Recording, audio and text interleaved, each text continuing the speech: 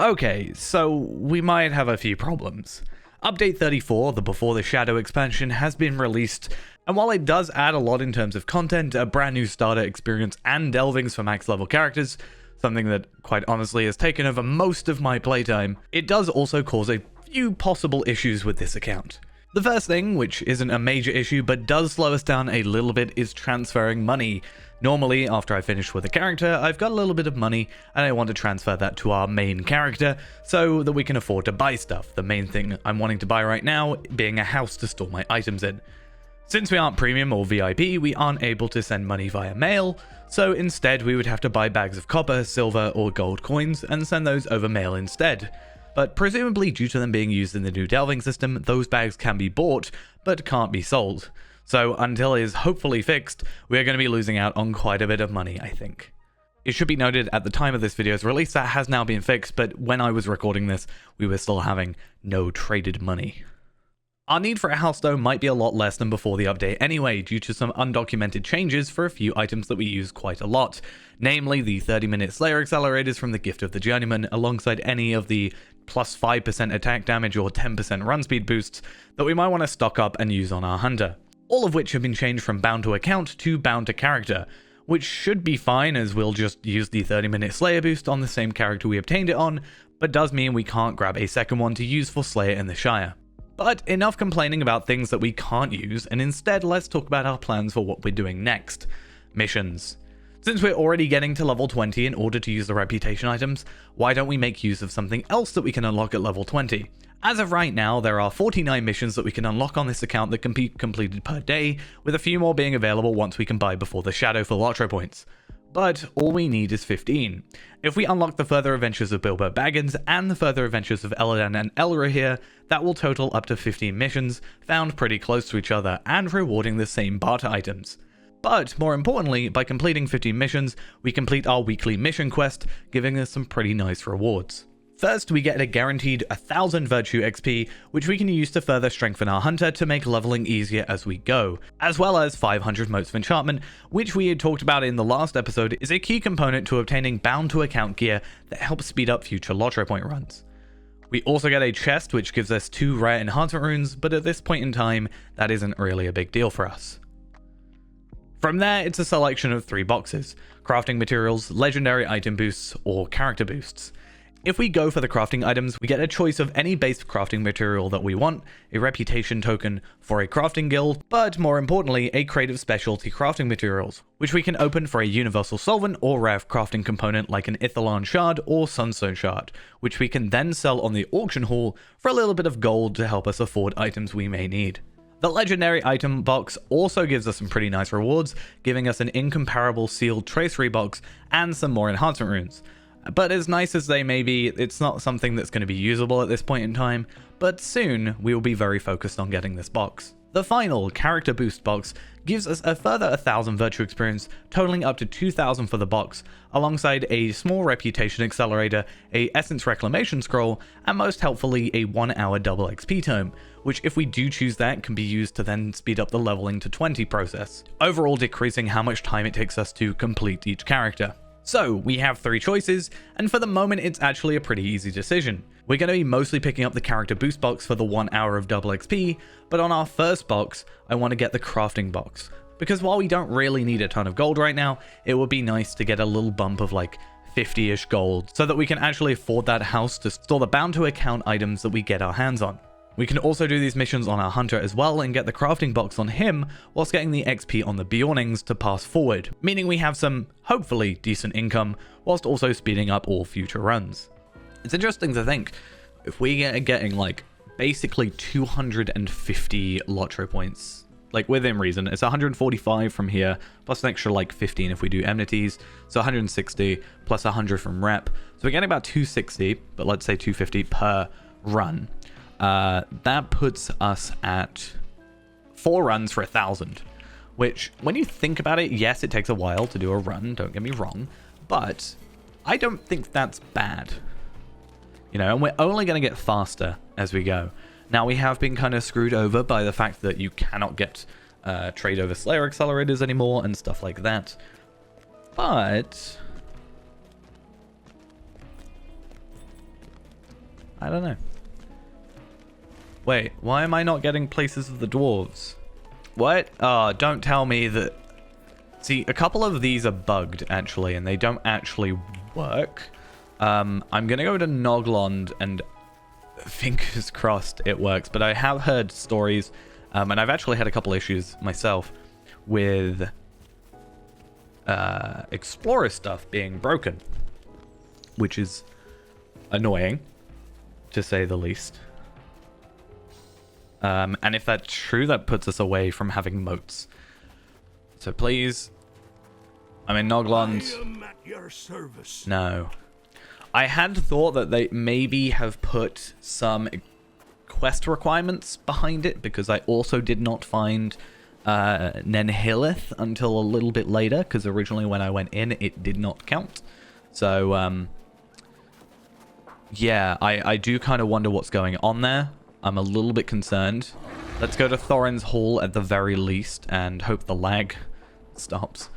If it doesn't, then unfortunately we're just going to have to live with the fact that that we're not going to have moats for a while.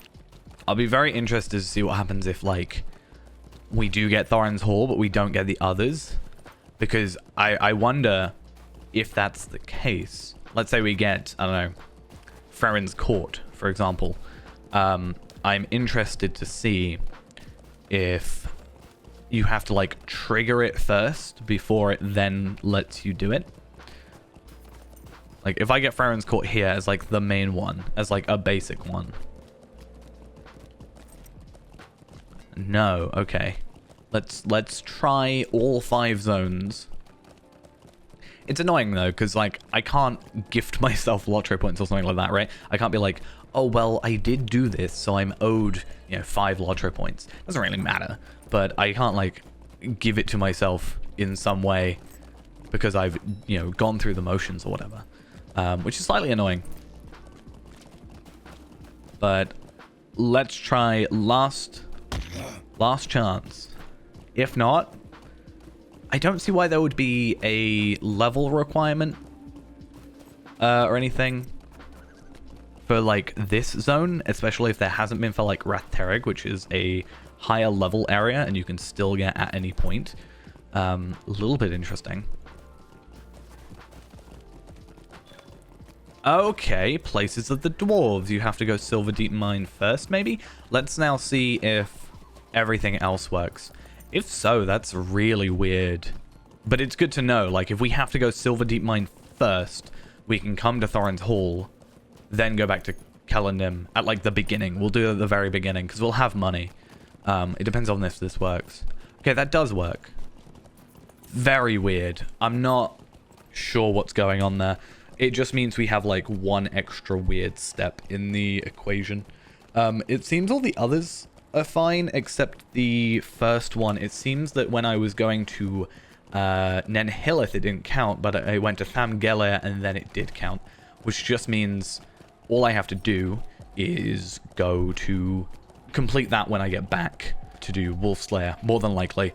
I don't know why it's that. Hopefully that gets fixed, because it's rather annoying, to put it lightly. Anyway, we have a lot of stuff, rejuvenation potions and all that jazz. We're not going to worry about our Beyonding bread or whatever. Yeah, that's Erluin done. We also got a couple more for that, so let's have a look at our LOTRO points.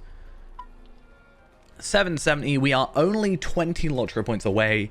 However, we're going to do a big jump, and we're going to actually get 870, meaning that I'm not immediately poor straight after, which would be sad. But all we got to do is head over here, talk to this one hobbit, and you are the key. It's been a foul Perfect. day, So after that, we have 122 and 122. So let's use all those up, get ourselves the reputation that we deserve. We actually have 6 left. Nice. And we should see it's probably more like 95 LOTRO points, potentially still 100. But no, we did get 100. Okay, so I didn't do enough in Bree or anything like that to get any extras. Probably just the Explorer stuff not getting done, because I definitely think there's an issue going on there. But yeah, we have 870 LOTRO points, which means we can buy our quest bags. So the further adventures of Eladan and Elra here, and the further adventures of Bilbo Baggins. But first things first, we need to make our way to Rivendell. I think this is our... No, we bought Yondershire, so this isn't our first quest pack per se, but this is our first set of missions, which is something that will hopefully become super useful in the future. But these are probably the 15 easiest to get to and very well condensed, so, and also the cheapest. So let's go get them. $2.95 for further adventures of Eladan and Elra here, $4.95 for Bilbo, and we are left with 80 LOTRO points left over, meaning that we have 10 missions we can do from here. And first things first, what I want to do is have a look at the rings. So level 20, we'll have a look at the Quite Ordinary Ring of Might. Gives us less crit, that is true, but it does give us physical mastery, it does give us evade, it does give us might, and a bit more vitality. So I think overall, it could be best in our best interest to get ourselves 2 Quite Ordinary Rings of Might instead of 2 of Reginald's Floral Ring. Or maybe have 1 of each. Because crit is useful, sure. We're actually only losing 40 crit, and we should gain some of that back with might. But we are gaining the physical mastery. And for the pocket item, I very much doubt, but actually, might, vitality. So vitality stays the same. We switch fate for might, but we'll get more might, and we get physical mastery instead of crit. That one's going to be a bit harder to think, in my opinion, but I think both are good. But we might end up switching to here, especially if we need kind of some excuse to use it. These are bind on acquire. This is bound to account. So this is less likely because unfortunately they are not tradable, but these rings are bind to account. So we definitely want to take full advantage of that as much as we can. But those are the only things we can get is rings and pocket items. And with that, we are done with chapter 10 of the Further Adventures of Bilbo Baggins. We have to quickly go talk to Bilbo in the Hall of Fire, but by doing this, we will complete the deed, which doesn't give us any LOTRO points, but it does reward us with 30 extra tokens of further adventure, putting us up to a total of 94, which is more than enough to purchase that ring, which means that we can get a little bit of an upgrade. So there we are. We also get 3,000 Verger experience. Not really too helpful for us, but hey, it's something. All right, and with this completion, we have now finished the 5 missions, 15 missions total, and if we wanted to over the next like 2 days, we could do the same again and get up to the 45 for the weekly. However, what's probably easier is I just make a new character or delete this character, make a brand new one, and then we just do this again on the same day. It's ultimately the quicker way of doing it. Unfortunately, we did not get enough tokens to get another ring. I did forget to pick up one of the boxes, but I doubt I would have got 6 out of it, probably 4 or 5. So we wouldn't have gotten there.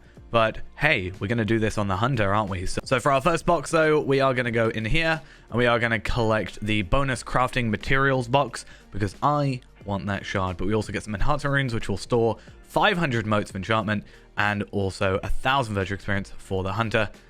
There we go. We now have 1,700. And what I'm going to do is we're going to go do that again.